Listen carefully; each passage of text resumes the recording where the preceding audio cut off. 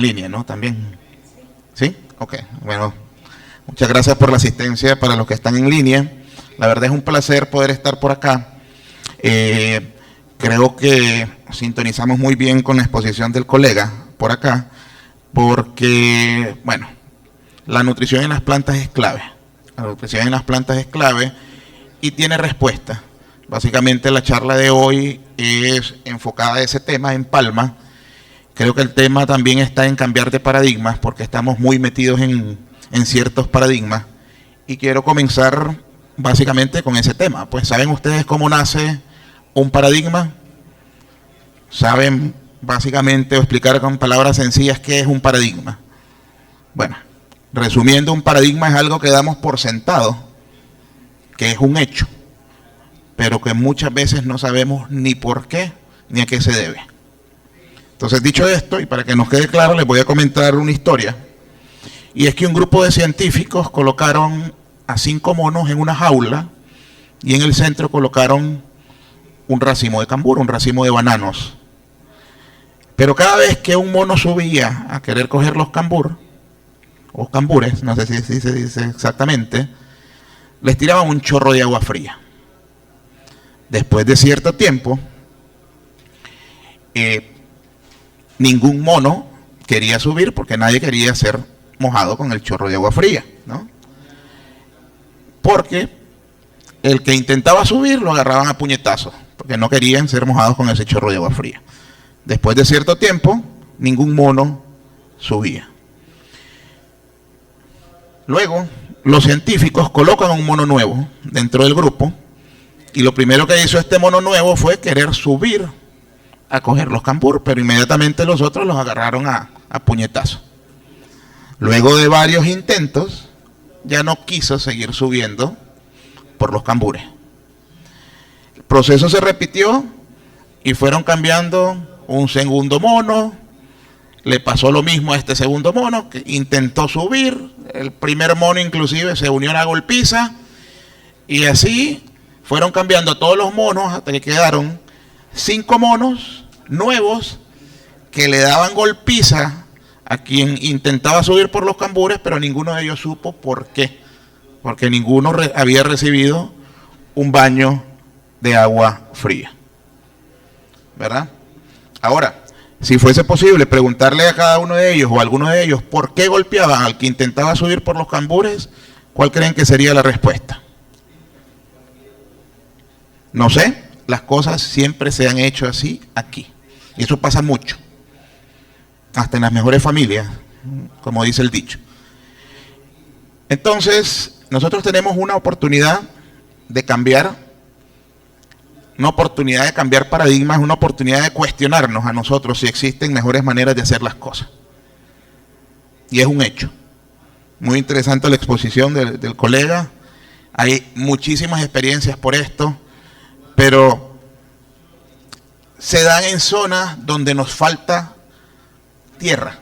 Entonces es urgente, es necesario poder aprovechar el último centímetro del suelo que tenemos, ¿cierto? Entonces la gente se ve en la necesidad de aprovechar la tierra y empiezan a ver cómo fertilizar pastos, si hay respuesta o no. Afortunada o desafortunadamente, Venezuela es un país en el que ha sobrado mucho, en el que no nos hemos dado a la tarea de ser eficientes. Pero creo que de un tiempo para acá nos estamos dando cuenta de que es necesario buscar la eficiencia, de que es necesario contar con información para ello. Hay mucha información se presentó anteriormente. Vamos a compartir también más información relativo a palma africana, pero sobre la base de esto, ¿no? De que lo que no se define no se puede medir. Y esto parte de que para medir algo debemos sentarnos, generar un plan y definir qué variables queremos medir. Y lo que no se mide no se puede mejorar. Y lo que no se mejora, tarde o temprano se degrada. Entonces la invitación aquí, señores, es empezar a medir, tratar de establecer correlaciones para convencernos, nosotros mismos. Entonces, dicho esto, partimos por esto, pues, algo clásico que creo que todos hemos visto en algún momento y principalmente en charlas nutricionales, y es la ley del mínimo de Justus von Liebig. Y esto trata de que hay generalmente un elemento que nos limita la productividad. Y ese elemento no solo se limita al tema de nutrientes, sino como pueden ver, el agua, puede ser la luz, pueden ser cualquiera de los factores que nosotros incluimos en la productividad, pero básicamente ese elemento es el que nos limita, por mucho que el resto de los elementos estén en cantidades suficientes o inclusive excesivas. Ese elemento es el que no nos va a permitir llenar el barril, el tonel, la pipa, como le llamemos, ¿no? Porque por ahí es donde se nos está escapando el rendimiento. Ahora, visto de otra manera, y con un ejemplo más sencillo, bueno, en esta primera gráfica el nitrógeno está en una cantidad alta, el fósforo es el elemento limitante, y ese fósforo es el que nos va a permitir o el que nos va a limitar la productividad. Hasta donde el fósforo dé, hasta ahí llega la productividad. ¿Perdón? Esto es para avanzar y para apuntar. Así es que nos habían dicho que no tenían. Bueno, pues entonces aquí, ahora mete el índice aquí. Ajá. Ajá, correcto. Aquí. Y el puntero. Puntero. Correcto. Y con esa base otra persona. Ok, perfecto, gracias. Está mejor. Ese es mío, gracias. No se preocupe. Entonces, ok. Identificamos que fósforo es el elemento limitante, empezamos a trabajar con él, aplicamos enmiendas, roca fosfórica, utilizamos fuentes adecuadas de fósforo, usamos un MAP o un DAP en dependencia del tipo de suelo, y bueno, y lo mejoramos. Empezamos a subir productividad, vemos respuesta, pero nos encontramos con otro elemento limitante, puede ser el potasio. Bueno, hasta ahí vamos a producir. Sí hay un incremento de rendimiento, pero bueno, hay que seguir monitoreando porque la agricultura y sobre todo la nutrición no es un tema de receta. Y de un año para otro, si las condiciones ambientales cambian, la asimilación de los nutrientes puede variar porque los nutrientes se asimilan de diferentes formas. Y si el flujo de masa, por ejemplo, en un año seco se ve interrumpido, va a haber una limitación de absorción de aquellos nutrientes que se absorben en mayor medida por ese tipo de forma de asimilación. Ahora, identificamos que el siguiente elemento es el potasio, empezamos a trabajarlo, lo llevamos a niveles adecuados, sube nuestra productividad, pero bueno, pueden existir ya otros elementos que son los elementos secundarios, calcio, magnesio, azufre, que nos limiten. En resumen, la nutrición balanceada y adecuada es la que nos va a permitir acercarnos al máximo potencial de rendimiento del cultivo y o variedades con las que estemos trabajando, o materiales con los que estemos trabajando. Y es por eso que el tema de seguimiento nutricional es una variable clave, o el tema de la fertilización balanceada o a la medida es una variable clave. Estamos claros que la productividad de cualquier cultivo depende de muchas variables, es un elemento multifactorial, y por eso cada una de esas variables tiene una importancia en mayor o en menor cuantía en la productividad. Y por ejemplo, en palma, la base, la selección de tierras y material tiene un impacto en más o menos 5 a 20 toneladas. Simplemente con escoger las tierras adecuadas y un material adecuado. Pero luego, si vamos viendo, el tema de drenajes también es clave en palma. Y si vamos avanzando a otro tipo de variables, pues nos encontramos con el tema de nutrición balanceada, que tiene un impacto en más o menos entre 4 a 14 toneladas por hectárea. Sabemos que los rendimientos promedios acá andan entre 8 a 10 toneladas.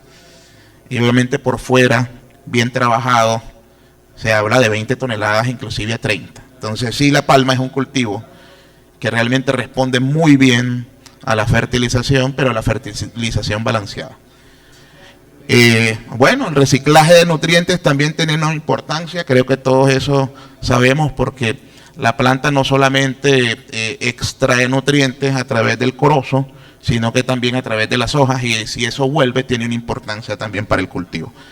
Ahora, obviamente también, cuando vamos avanzando, ya el manejo sitio específico cobra una importancia clave, ya que no todas las fincas y no todos los lotes deberían manejarse de la misma manera. Ese es un graso error, que queremos manejar todas las fincas con la misma receta, y eso básicamente también nos limita y nos promedia la productividad. Ahora, dicho esto, ¿es posible obtener rendimientos de más de 30 o 40 toneladas métricas por hectárea de racimo de fruta fresca? Es posible. Experiencias aquí de los vecinos en Colombia, en donde en donde hay productividades promedio incrementales año a año, también con materiales nuevos o diferentes tipos de materiales, pero principalmente un alto oleico de más de 30 toneladas, inclusive con productividades de hasta 38 toneladas aquí en Urabá. Es posible, sí, pero con información, con manejo, trabajando muy bien el tema nutricional y el resto de las variables que hemos visto, ¿no? Ahora, el tema de absorción de nutrientes. Sabemos que el tema de analítica de suelo es muy importante, hay que hacerlo, lo debemos hacer, ese es un paso que tenemos que dar. Pero también es importante considerar la curva de absorción de nutrientes de la palma. La palma come, y come mucho.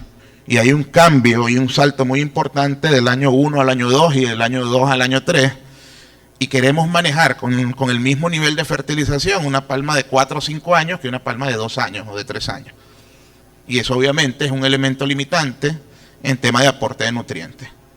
Hay un dicho que dice que como es el niño es el juguete y como es el sapo es la pedrada. Pues obviamente entre más grande tenemos que, o entre mayor productividad querramos, necesitamos mayores aportes de nutrientes. Sobre todo en suelos que no dan la talla para eso. O sea, y hay un tema también que nos enfrentamos, que los suelos, cuando uno habla de fertilidad, alto, medio o bajo, o suelos clase A, doble A, o sea, el suelo no se adapta a estas curvas de demanda.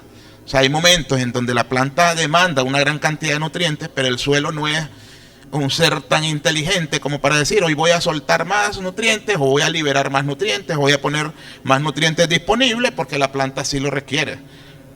El suelo tiene una capacidad de intercambiar nutrientes finita, y ahí es donde nosotros deberíamos estar prestos para poder apoyar externamente a través de la nutrición. Y es encontrar y definir esos momentos de mayores demandas para apoyarlos en esa vía. Ahora, hay muchos estudios en donde podemos ver la distribución de nutrientes en las diferentes partes de la planta, pero la palma extrae porcentualmente en promedio entre 1/3 y un 40% de todo lo que extrae, se ve en el racimo de fruta fresca. O sea que la palma exporta o hace minería de entre un 30 hasta un 45%, por ejemplo, el fósforo, de todo el nutriente que extrae. Imaginémonos eso por X cantidad de años sin fertilizar, estamos haciendo minería en los suelos, y muchas veces queremos que aplicando fertilizante vamos a tratar de recuperar esos suelos cuando ni siquiera aportamos el nivel de fósforo que un cultivo requiere para una cosecha de 10, 12, 15 o 20 toneladas. Entonces, fertilizar para altos rendimientos es algo que debemos hacer con mucho cuidado, y muchas veces, ojo, después de mucho tiempo sin manejar, sin estar realizando un manejo adecuado de la nutrición, queremos aplicar fertilizante y queremos ver una respuesta guau, pero a veces no se logra porque hemos hecho minería durante muchos años, y minería es exportar nutrientes y eso. Entonces es muy importante tomar en cuenta eso y hacer esos análisis. Ahora, hay muchos autores que hacen referencia a la remoción de nutrientes, pero también es muy importante ver que potasio es un elemento cuya relación siempre con nitrógeno es de mínimo 1:1 y en algunos casos inclusive 2:1 o 1,5:1. Así que potasio es un elemento clave en este tipo de cultivos. Y bueno, boro también es otro elemento clave. Corozo, ¿cuántos frutitos tiene que cuajar? Entonces todo eso tiene mucha referencia. Ahora, sabemos que la aplicación de fertilizantes y sobre todo los nitrogenados, bases amoniacales, generan acidez. Y estos son ejemplos en donde podemos ver que bajo diferentes fincas, bajo diferentes manejos, la acidez en el plato, que es donde se aplica el fertilizante, es mucho más ácido que en las calles donde no se aplica fertilizante. Y este es un factor muy importante porque también el tema de la acidez genera mucha disponibilidad de elementos que son fitotóxicos, como es el aluminio, el hierro y el manganeso, a altas concentraciones, pero también genera reducción de la disponibilidad de los elementos que nutricionalmente nos importan. Ahí pueden ver el grosor de las barras, cómo se va haciendo más chico, y bueno, eso afecta. En pocas palabras, entran los elementos tóxicos a trabajar y se reduce el plato de comida para la planta. Ahora, ¿por qué es importante esto? Porque bueno, partimos de que para mejorar la eficiencia de los fertilizantes, sabemos que a pH ácidos la asimilación porcentual de los nutrientes en pH ácidos por debajo de 5 se baja significativamente y tenemos una eficiencia, un porcentaje de asimilación muy bajo, de alrededor del 30% o inclusive menos en algunos nutrientes.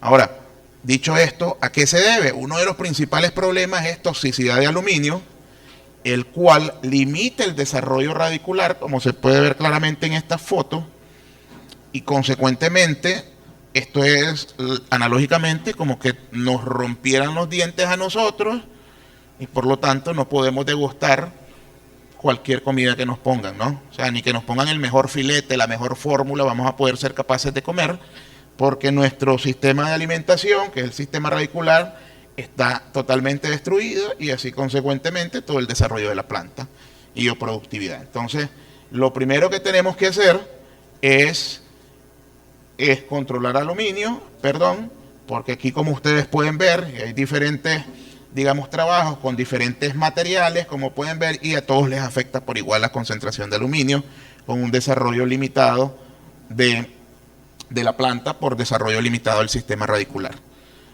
Ahora, muchos estudios que a nivel que incrementa la concentración de aluminio en solución del suelo, la densidad de raíces se ve limitada, ¿verdad? Por ello es importante controlar la acidez de los suelos y principalmente aluminio, porque la acidez o los pH ácidos o extremadamente ácidos generan dos problemas para mí.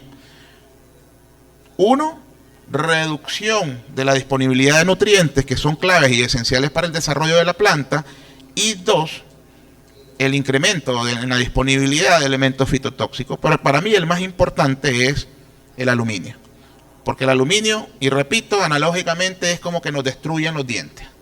Entonces, bueno, puede haber un plato de comida reducido, puede existir un plato de comida reducido, pero si tenemos buenos dientes, buena boca, buenas raíces, vamos a poder aprovechar al máximo esa poca disponibilidad de nutrientes. Pero si hay poca comida y dientes malos, señores, ahí no hay nada que hacer. Entonces, lo primero, ¿y cuáles son los requisitos para un buen crecimiento de raíces?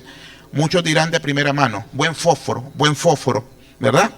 Hemos sido programados y mentalizados desde la universidad que el fósforo es para desarrollo radicular, pero les digo que no, señores, es un elemento clave para desarrollo radicular, pero hay muchos otros elementos que inciden en esto, boro, calcio, zinc, pero el elemento clave para un buen crecimiento de raíces es que no exista aluminio soluble en el suelo.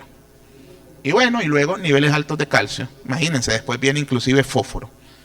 Este es clave. Y para ello nosotros necesitamos tener un pH por encima mínimo de 5.5, que es donde la disponibilidad de aluminio empieza a ser baja. O empieza a ser una disponibilidad que no tiene un impacto en todo lo que acabamos de ver. Entonces, dicho eso, el tema de las enmiendas es clave. Y hay que estar claro también que existen muchas causas de la acidificación, comenzando por las altas pluviometrías o lavado de bases por exceso de agua o alta pluviometría. Y aquí, año a año, hay muy buena pluviometría, año a año se causa una acidificación del sistema por exceso de agua. Hay una remoción de bases por el cultivo, remoción de calcio, magnesio, potasio por el cultivo, y esos espacios catiónicos que dejan esas bases son ocupados por hidrogeniones, y bueno, eso causa la acidificación. Y lo otro también son los fertilizantes acidificantes, bases amoniacales, la urea principalmente, que es lo que se utiliza aquí, y todo eso genera acidificación. Entonces, el tema de manejo de enmiendas, sobre todo bajo condiciones tropicales, no es algo que vamos a solucionar con 1, 2, 3 toneladas de cal a aplicar, sino es un manejo que tiene que ser constante, porque estamos expuestos constantemente a elementos que causan acidificación año con año. Y para poner un ejemplo, todas estas son fertilizantes nitrogenados, bases amoniacales que causan acidificación. Y urea, por poner un ejemplo, es que si aplicamos 200 kilogramos de nitrógenos por año, nosotros como mínimo deberíamos estar aplicando casi 400 kilos de carbonato de calcio para neutralizar el efecto de acidificación que genera 200 kilogramos de nitrógenos aplicados en forma de urea. Y en dependencia de la materia prima o fuente de origen de nitrógeno, esta acidificación es más agresiva, porque si usáramos sulfato de amonio, prácticamente necesitaríamos aplicar 1 tonelada de cal aplicando los mismos 200 kilos de nitrógeno. No sé si me explico, pero en resumen es, en dependencia de la materia prima a utilizar, el impacto en la acidez del suelo es mayor o menor. Pero en resumen, solo para neutralizar el efecto de acidificación de los fertilizantes nitrogenados, deberíamos estar aplicando como mínimo 400 kilos de cal. Pero también hay otros elementos que causan acidificación, como la pluviometría, la extracción del cultivo, y por lo tanto, año con año, mínimo deberíamos estar aplicando cantidades interesantes de enmiendas para mejorar esa acidez. Y no estamos hablando de dosis que son pequeñas.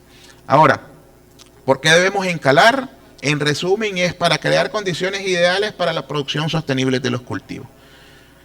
Recuerden también que entre más ácido es el pH, las dosis a utilizar tienen que ser mucho mayores, porque el pH es una variable que no es, más adelante creo que lo tengo por ahí, que no es una variable que, bueno, es una variable logarítmica, es decir, de 4 a 5 no es que el suelo, o de 5 a 4 no es que el suelo sea una vez más ácido.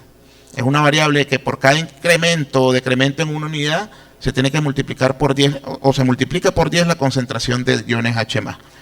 Y para poner un ejemplo, que aquí dice cuánta cal se necesita para llegar a un pH 6,5 partiendo de un pH 4 en dos suelos, uno con textura gruesa, es decir, un suelo arenoso, con baja materia orgánica, con poca materia orgánica, con baja capacidad de intercambio catiónico, versus un suelo de textura fina, con alta materia orgánica.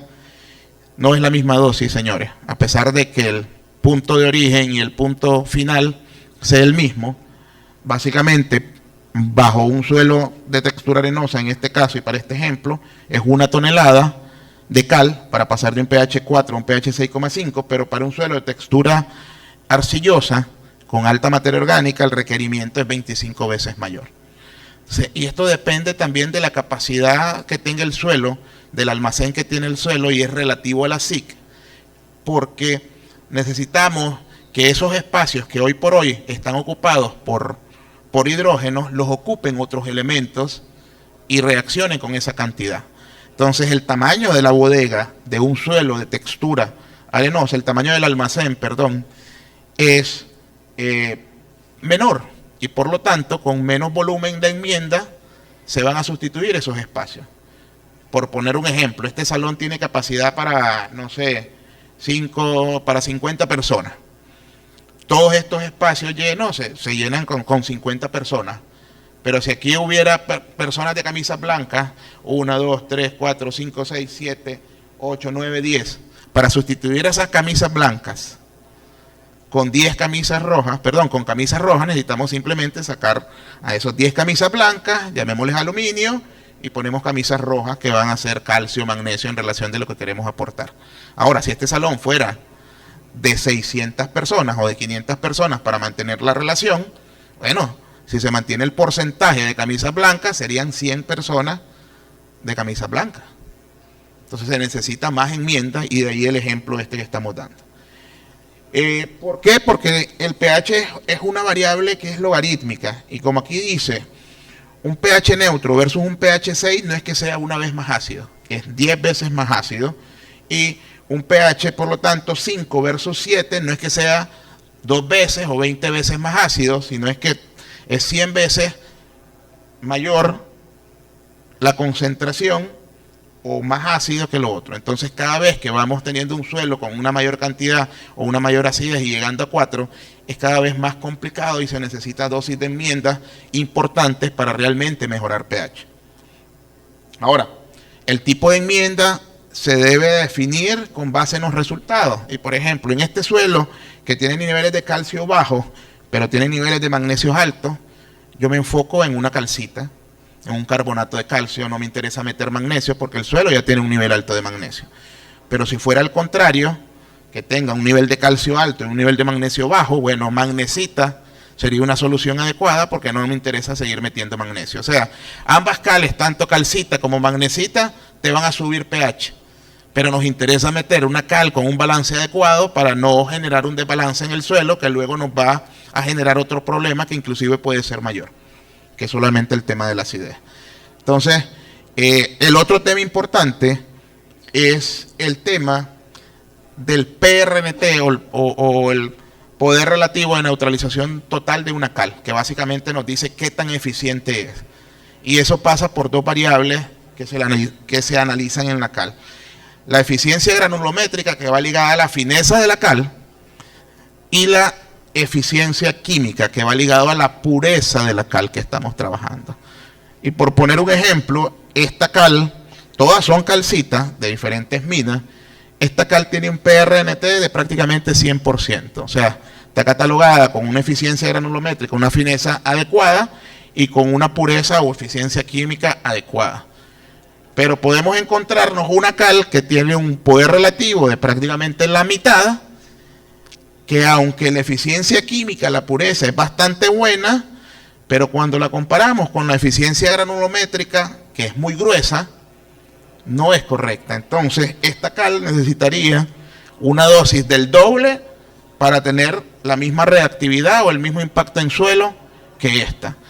Y eso también es un factor muy interesante. Te venden cal y a veces por 50 centavos la bolsa, uno dice voy a ir con esta, pero no conoce y no ha conocido, no sabe, no les indican ni siquiera cuál es el PRNT o realmente la pureza química de la cal o la eficiencia granulométrica, y te dice, bueno, tengo un mesh 60, tengo un mesh 80, pero a lo mejor la otra cal, 50 centavos por encima, tiene mesh 200, la reactividad teórica te habla que es la misma, pero la reactividad en campo es completamente superior a la de 200, y bueno, deberíamos utilizar algo que realmente sea reactivo, porque al final es lo que nos interesa. Entonces, es importante. Y bueno, esto es un ensayo muy interesante de los efectos de una planta con encalado y una evaluación prácticamente 2 años después, cómo se traduce solamente por incrementar pH, por incrementar la disponibilidad natural de nutrientes del suelo en productividad versus la misma planta inicial o el tratamiento comparativo testigo y la productividad que esto te da. Y muchas veces, como platicábamos ayer con el amigo que está por aquí, que nos viene a apoyar, muchas veces ve con solo encalar un suelo un impacto en la planta equivalente como que si le hubiera puesto el mejor filete, el mejor fertilizante a la planta. ¿Por qué? Porque libera, disponibiliza nutrientes que el suelo ya tiene, pero que los tiene como muy básicamente podríamos decir enllavados en un almacén que no tiene acceso a la planta, elimina nutrientes que son fitotóxicos, que nos están dejando sanar esas raíces, crecer o desarrollar el sistema radicular, y por eso se ve un impacto tan interesante solo con aplicar la cal. Entonces, lo ideal es tener una aplicación correcta de enmiendas para mejorar esa situación donde la planta se va a alimentar, se va a nutrir, mejorar la disponibilidad natural de nutrientes del suelo, pero que también lo que nosotros aportemos externamente tenga una eficiencia muy superior. Ahora, si buscamos resultados distintos, no podemos seguir haciendo lo mismo, señores. No podemos seguir haciendo lo mismo. Entonces, y nuestra meta como productores o ingenieros o técnicos que apoyamos a los productores es buscar la rentabilidad de los productores. Y la principal meta es tratar de identificar ese elemento limitante, ese elemento tóxico, ese elemento que hace falta y que nos está limitando la productividad. Porque identificándolo es que nosotros podemos trabajar, podemos desarrollar estrategias para poder sacarlo y dejar de que este elemento sea limitante. Hoy vamos a ver cómo hacerlo, digamos, todo relativamente al tema de nutrición, cómo lo logramos, y el primer paso es a través de un análisis de suelo.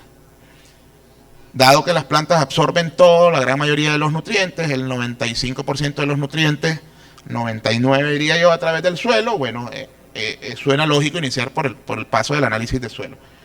Pero también en algunos casos se puede dificultar por X y Z razón, y por lo menos la base que deberíamos tomar son las curvas de absorción de nutrientes. Pero no solo nos tenemos que quedar ahí, hay que dar el paso con el tema de analítica de suelo, pero también con el tema de analítica a nivel foliar, a nivel de raquis, por ejemplo. Ahora, impactos en la fertilización. O sea, la fertilización tiene impacto en crecimiento, en emisión foliar, área foliar, peso seco foliar, tiene impacto en niveles foliares de raquis. Uno puede monitorear cómo están esos niveles, ajustar el plan de fertilización que inicialmente teníamos programado pero también tiene un impacto y principalmente en rendimiento, no solamente de toneladas de fruta fresca, sino en aceite, que es básicamente al final lo que nos interesa. Entonces, una adecuada práctica de fertilización tiene que comenzar por definir la meta de rendimiento. A mayor rendimiento, el aporte de nutrientes es diferente. Y bueno, hay que ver cuál es la oferta disponible a nivel de suelo, y tomando ese análisis empiezan a surgir recomendaciones de necesidad con base en el rendimiento esperado. Pero también tenemos que estar claros de que no solamente es ver eso, sino considerar otros factores como fuentes más apropiadas para eso. O sea, hay diferentes fuentes de nitrógeno, hay diferentes fuentes de fósforo, hay diferentes fuentes de potasio. Por poner un ejemplo, en suelos salinos, en suelos con pH altos, con altos niveles de sales, KCl es una mala palabra. Deberíamos utilizar fuentes como sulfato de potasio, otras fuentes de baja salinidad para poder producir. No solamente es aportar el elemento, sino un elemento que tenga un impacto positivo. Y bueno, la época de aplicación más oportuna, muy relativo a la curva de absorción de nutrientes, los momentos de aplicación, las formas de incorporación. No es lo mismo al boleo que incorporar, que concentrarlo, porque los nutrientes se absorben de diferentes maneras. Y bueno, en dependencia de la fuente, por poner un ejemplo, la urea aplicada al boleo tiene una alta probabilidad de pérdidas por volatilización, que básicamente la pérdida por volatilización es esta, versus la misma urea aplicada e incorporada. Comparado con otro tipo de fuentes como nitrato o sulfato de amonio, que las pérdidas por volatilización no son tan significativas, aún sea aplicada superficialmente o incorporada. Ahora, efecto de la falta de nutrientes en vivero. Bueno, en resumen, la fertilización balanceada te genera unos impactos. Ya fue presentado esto anteriormente, pero también no solo tiene un impacto en desarrollo, sino en precocidad, que esto financieramente para cualquiera es muy interesante, porque a final de cuentas, a un menor área foliar, un menor índice foliar, la planta empieza a producir a los 31 meses versus un mejor índice foliar, perdón, estoy nuevo en esto, un mayor índice foliar, un mejor desarrollo, es una precocidad que estamos ganando prácticamente 3 meses. Y eso financieramente para el flujo de efectivo de cualquier empresa es muy interesante. Y no solamente que es precoz, sino con una mayor productividad, un mayor peso del racimo. Y eso también es más plata. Ahora, índice foliar ligado, mayor índice foliar, mayor rendimiento, que es lo que les estaba hablando. Entonces, ¿pero cómo sabemos eso? Midiendo, dando seguimiento. Nos vamos quedando en un indicador, hay que apoyar ese indicador, hay que apoyar ese elemento. Y como por ejemplo, aquí está, un productor que venía con 27 toneladas por hectárea, redujo la fertilización a mediados entre el año 1 y 2, después de que tenía esa cosecha, empezaron a bajar los rendimientos. Si ustedes ven, realmente la variable productividad va dada por dos variables, valga la redundancia. Por el peso de cada racimo, que si ustedes ven de un año a otro, inclusive decís que loco, subió el peso por racimo a pesar de que le bajamos la productividad. Pero bueno, la palma tampoco, mejor dicho, la palma es un cultivo muy noble, nos aguanta mucho, pero también va a haber una respuesta en algún momento y ese peso de los racimos empieza a bajar, posiblemente no en el mismo año, sino posteriormente, pero la variable que más se afectó fue número de racimos, porque la planta es sabia, y ustedes han visto todas las plantas, no tengo suficiente nutrición, voy a darle todo al hijo que tengo, y empieza a abortar, no es tonta, no se va a llenar de frutos, que sabe que no va a poder sostener, y la variable que más se afectó fue esto, y por eso la multiplicación de peso por cantidad es lo que te va a dar rendimiento y se ve afectada. Pero así como se afecta negativamente, también la planta de palma es muy noble y responde muy bien a aplicaciones de nutrientes, sobre todo de forma balanceada. Y bueno, y esto es básicamente la razón de ser de la charla, que todo eso se tiene que dar con base en la información y requerimiento nutricional. Y aquí podemos ver análisis foliares de NPK y su relación con rendimiento. O sea, los niveles de nutrientes en las plantas son variables, igual que nosotros. En el sentido, hoy como amanecimos, genial. Mañana no sabemos cómo podemos estar y pasado mañana tampoco sabemos. Y lo mismo es en las plantas. Nosotros cometemos mucho el error de decir que las plantas nos hablan. Yo digo que no, las plantas no nos hablan, las plantas nos gritan. ¿Por qué?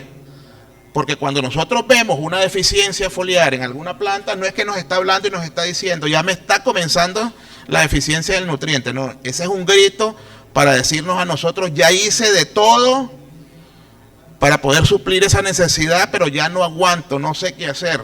Ayúdame. Empieza a gritar, esa es su forma de gritar. Pero cuando ha pasado eso, recuperar una planta con ese nivel de deficiencia es muy complicado. Entonces, por eso es muy importante manejar el tema de los requerimientos, porque son variables en el tiempo. Y entonces aquí nosotros podemos ver este rendimiento o esas variables que ven allí, que de repente bajaron y pasaron 2 o 3 meses bajas, pero ¿a qué cree que se deben? Bueno, se subió el rendimiento. Se subió el rendimiento, hay un mayor consumo, una mayor necesidad de nutrientes y obviamente exige una demanda de la planta, los niveles de la planta bajan y ahí es donde nosotros deberíamos decir, necesitamos apoyar externamente, necesitamos aportar más nutrientes, necesitamos aportar más fertilizantes para no llegar a ese pico y caer, porque después la planta queda literalmente desnutrida, con bajo nivel de nutrientes, no va a poder sostener lo que se viene adelante y es importante por eso dar ese apoyo. El rendimiento y el valor de nutrientes muchas veces es una sinergia de muchas variables. Esto se llama, digamos, una isocuanta, que es decir, por las diferentes combinaciones de nutrientes se puede dar. Pero lo que vemos es que para llegar a mayor rendimiento, los niveles foliares dentro de la planta, en este caso de nitrógeno y de potasio, deben ser altos. ¿Por qué? Porque a mayor rendimiento, a mayor necesidad de nutrientes y mayor demanda. Y aquí también es lo mismo. Mayores rendimientos, mayores niveles foliares en diferentes tipos de suelo. Ahora, la palma responde muy bien al manejo integrado, balanceado y oportuno de nutrientes. Y no solo la palma, cualquier cultivo. Ya así lo explicó el colega con el tema de pasto. Y es una realidad. Debemos dejar de lado la idea de que se fertiliza de acuerdo con el precio. El precio es una variable que ninguno de nosotros aquí, ni la empresa más grande puede controlar. Nadie. Lo que sí podemos controlar es la productividad, porque al final los ingresos están dados precio por cantidad de fruta que arrimamos a la planta. Precio no lo podemos controlar, pero sí la cantidad de fruta. Es más, deberíamos esforzarnos más en producir más cuando el precio está bajo. Porque la productividad es la que nos va a hacer superar ese punto de equilibrio, lo que nos va a hacer rentable, no el precio. Y bueno, hay también muchos estudios publicados de que hay una relación muy alta entre nutrición adecuada y sanidad. Eso está estudiado aquí en la China. Y bueno, el potasio, como se mencionaba, también es un nutriente clave. Se extrae más del doble de nitrógeno o en una relación 1,5 a 1 y tiene una importancia clave en tema de fotosíntesis. Un control bien nutrido de potasio con un nivel foliar adecuado genera una eficiencia fotosintética del 100%, pero una planta sin síntomas de potasio, pero bajo a nivel foliar, ya tiene una reducción en la fotosíntesis del 10%. Y como les decía, cuando hay una deficiencia visual, márgenes café en las hojas de las plantas, es el grito de la planta, con un nivel foliar súper bajo, 0,4 versus 1,7, o sea, un nivel foliar de menos del 25% de lo que debería ser el adecuado, la fotosíntesis ya baja en un 20%, a un 20%. O sea, estamos perdiendo 80% de la productividad potencial que pueda tener esa planta. Y unos creemos, bueno, le hace falta potasio, no importa, le voy a agregar. O sea, recuperar ese nivel es muy, muy difícil cuando ha llegado a ese nivel. Y bueno, para pasar al otro tema es que no deberíamos tratar las fincas de la misma manera porque hay muchas variables en medio, ¿no? Comenzando por pH. Si tuviéramos 2 fincas, una con un nivel de pH de cuadro y una con un nivel de pH ácido, les pregunto, ¿vamos a trabajar igual esas 2 fincas? ¿Verdad que no? Pero mucho se hace. Y creo que no me queda tiempo. podemos ocupar el tiempo que nos dejó el colega, ¿verdad? Bueno, vamos a ver. Estos son ejemplos nuestros de seguimiento de apoyo que hemos dado. A nosotros nos gusta trabajar mucho con algo que hemos denominado, definido como la palabra de auditoría nutricional. A muchos clientes no les gusta porque, bueno, no hay cultura de análisis de suelo. Eso debería ser lo primero en establecer. Lo segundo, compartirlo. Y lo tercero, compartir información relativa a lo que ha hecho el productor, a lo que ha hecho el cliente y qué resultados ha obtenido con ello. ¿Por qué? Es una manera de auditar qué es lo que se ha hecho, es una manera de definir qué correlaciones existen entre el análisis de suelo, lo que ha estado haciendo y los resultados que ha obtenido. Porque hay muchos clientes que te dicen, o que nos han dicho, ya te di el análisis de suelo, recomendame lo que creas conveniente. Pero ojo, nos gusta saber cuál es su operatividad, o sea, cuántas aplicaciones hace al año. Si yo me voy muy by the book, como dicen los gringos, muy full literatura, yo le puedo recomendar aplique 6 veces al año, cada 2 meses, etcétera, etcétera. Pero ¿qué es lo primero que va a pasar? El productor va a ver eso y dice, no, este está loco, no me conoce, yo no puedo hacer eso porque no tengo plata, porque no tengo la operatividad, porque no tengo la gente, etcétera, etcétera. Y bueno, la idea es adaptarnos. Y este es un ejemplo de un cliente que nos compartió porque tenía un serio problema en productividad, de que hubo un momento en que comenzó a trabajar bien, sus productividades, sus ratios, esto es banano, sus ratios fueron incrementando, pero llegó un momento en que bajó. Y dijo, wow, ¿qué está pasando aquí? Me estoy cayendo al suelo. Pedimos un análisis y él me compartió mucha información y yo le dije, señor, esto es lo que está pasando, después de que analizamos la información. En resumen, estos de acá son las dosis en sacos por hectárea aplicado, y esta es la frecuencia en meses, o en semanas, perdón, de aplicación. Por ejemplo, entre la primera y la segunda aplicación pasaron 2 semanas, entre la segunda y la tercera pasaron 6, entre la tercera y la cuarta 5, 3, 4 semanas en 3 aplicaciones. Pero miren qué interesante, comencé el año aplicando dosis más fuertes de fertilizante con una frecuencia promedio de 4 semanas entre aplicación, y luego el resto del año fueron dosis más bajas, como pueden ver por allá, y con una frecuencia promedio de 7 semanas. En resumen, 6 aplicaciones en 21 semanas, cada 4 semanas promedio, aplicando un total de el 65% del fertilizante que aplicó del año en el 40% del tiempo. ¿Qué pasó? Hicimos un análisis de los nutrientes aplicados. Esto es cambur, banano. Ustedes saben los requerimientos de potasio de un cambur, de una musácea, y los niveles aplicados eran de 246 kilos de nitrógeno y solo 216 de potasio. Cuando la literatura habla de que deberían ser estos, obviamente hay un déficit principalmente en este nutriente. El distanciamiento de las aplicaciones pues empezó a tener un impacto en rendimiento, y bueno, se hizo una recomendación nutricional. No se llegó a las unidades de potasio que la literatura habla, porque se consideró el análisis de suelo, entre otras variables, pero sí se mejoró significativamente el nutriente que estaba siendo limitante. ¿Qué sucedió? Bueno, este año habíamos visto esta baja, que fue básicamente 2017, empezamos a trabajar por aquí, empezaron a mejorar los resultados, seguimos trabajando, dando seguimiento con análisis foliares, y entonces ya los otros años, 18 el café o el marrón, el 19 el rojo y el 20, ya básicamente esto no tuvieron esa baja aquí en este momento de eso, sino la baja natural por temas de que aquí se da la salida del invierno, se empieza a regar y bueno, la eficiencia del riego y otra cosa no es lo mismo. Pero los resultados cambiaron significativamente e inclusive fueron mejores que el verde cuando ya llevaba buenos resultados. Entonces se mejoraron significativamente. Otro ejemplo, esto es cacao. Esto es índice de fruto. ¿Qué es índice de fruto en cacao? ¿Cuántos frutos frescos se necesitan para producir 1 kilo de cacao seco?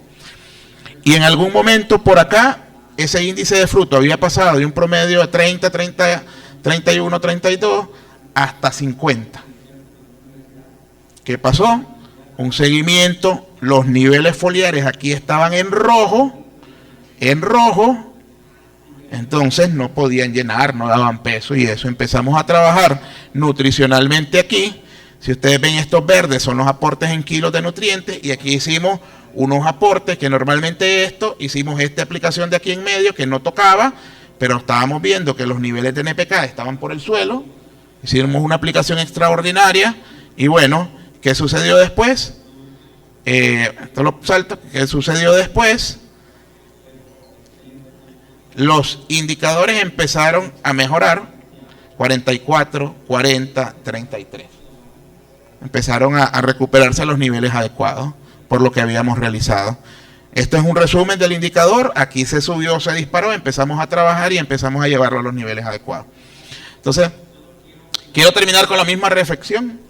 Lo que no se define no se puede medir, lo que no se mide no se puede mejorar, y lo que no se mejora se degrada siempre. La invitación es a medir, a contar con información para la toma de decisiones. ¿Ustedes creen que esa aplicación adicional en esa finca fue fácil para el dueño? No fue fácil. O sea, fue una inversión extra que no tenía planificada, pero si no, le iba a costar un 40% más de fruto para obtener el mismo kilo de cacao. Y eso es plata, esa es mucha plata. Al final es importante eso. Muchas veces nosotros dejamos ir la plata porque no contamos con información.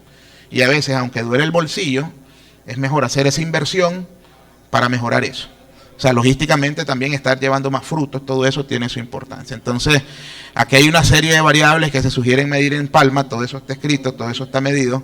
Como empresa estamos generando un centro de preparación de muestras para preparar las muestras y enviar inicialmente las muestras a Estados Unidos, tomar en cuenta varios laboratorios locales de referencia para ir cotejando los resultados, porque desafortunadamente nos hemos encontrado que los laboratorios locales no están siendo consistentes en los resultados, y contar con información también que no es correcta, pues nos lleva a recomendaciones que no son correctas y resultados que no son los esperados.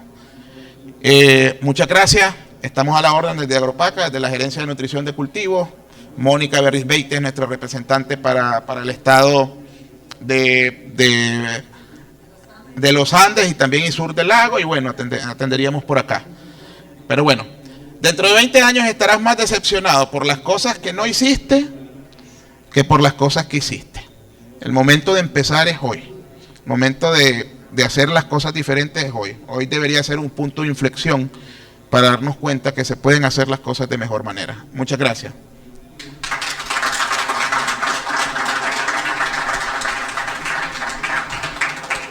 Felicitaciones al ingeniero Sergio Osorio, excelente presentación. Le tengo una pregunta realizada por uno de los asistentes. Dice así: La palma no responde inmediatamente a la fertilización, sino luego de 2 años. ¿Qué plan propone según esta condición? Se la hace un productor de palma.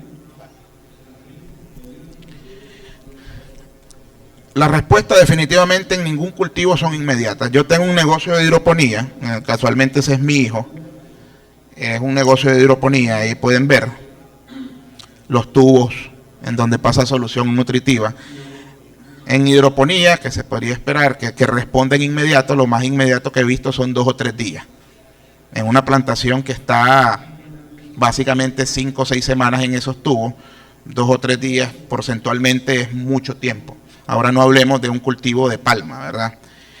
No diría que responde hasta los 2 años, no. Hay respuestas en menos tiempo. Podríamos estar hablando de 6 meses inclusive. Vimos 2 variables, ¿no? Número de racimos y peso de fruto. Podría regresar porque esta pregunta, ¿puedes devolver? Esta pregunta la podemos responder por ahí. La variable que más rápido vamos a poder influir tentativamente es, diría yo, peso de fruto. Pero no la vas a ver inmediatamente porque las que ya están próximos a cosecha ya hicieron lo que tenían que hacer. Puedes influir en peso de fruto. Así, vamos más adelante. Puedes influir en peso de fruto, pero de lo que se va llenando y se va a cosechar aproximadamente 6 meses después, ¿verdad? Ahora, ¿qué pasa con el número de fruto? También yo creo que es la variable que más rápido vas a influir, porque la planta va a tener un nivel de nutrición, pero esos frutos, ¿cuándo los vas a ver? Eso sí, año y medio después, 2 años después. Porque realmente digamos, esa diferenciación floral, y yo tenía una diapositiva de esas, pero la quité porque, bueno, eran muchas, esa diferenciación floral, desde que se da la diferenciación floral hasta que estás cosechando el racimo, básicamente pasan 2 años, año y medio, 2 años. Pero el impacto lo estás teniendo cuando mejoras significativamente el nivel nutricional, pero no lo vemos ahorita, lo vemos después posiblemente, pero ya estás influyendo. No sé si la respuesta... exacto, los procesos están corriendo y sí estás influyendo en ellos. O sea, lo que pasa es que el resultado lo ves posteriormente, pero sí estás influyendo. Por eso digo, ¿qué variable puedes influir que la podamos ver en menos tiempo? Es en el peso de fruto. Yo lo tengo claro, sobre todo con el resultado que les enseñé del cacao, del banano, sí podés influir. Aquí está. Ustedes ven, se redujo la fertilización, pero no se afectó aquí esto, que es el peso promedio de los racimos. Posteriormente se afectó, pero esta sí, inmediatamente, y se fue viendo más que afecta realmente el tema de rendimiento. Yo sí creo que en el tema de variables vas a influir rápidamente en peso de fruto, no rápidamente, quizás no lo vas a ver tan importantemente, pero en 6 meses debería mejorarte ese indicador. Vas a ver también una mejora en las variables de desarrollo de la palma, y eso se ve con solo la aplicación de cal. Ayer encantado de platicar, bueno, no ayer, antier, con el amigo, y eso se ve. En algún momento estoy casi seguro de que lo tacharon de loco por aplicar 3 kilos de cal por planta. Más de algunos se lo debe haber dicho. Pero esos son los locos que cambian inicialmente su pequeño universo, su finca. Después esos locos serán recordados, me dijo un amigo. Pero son porque hacen las cosas diferentes. El resultado se ve en el desarrollo de la planta. Posiblemente el número de frutos no lo vas a ver inmediatamente, pero sí, después de 1 año, año y medio, empiezas a ver esos resultados de manera interesante. Por eso les digo que el mejor momento de empezar a cambiar es hoy. Sobre todo en un cultivo como palma. Perdón, no sé si...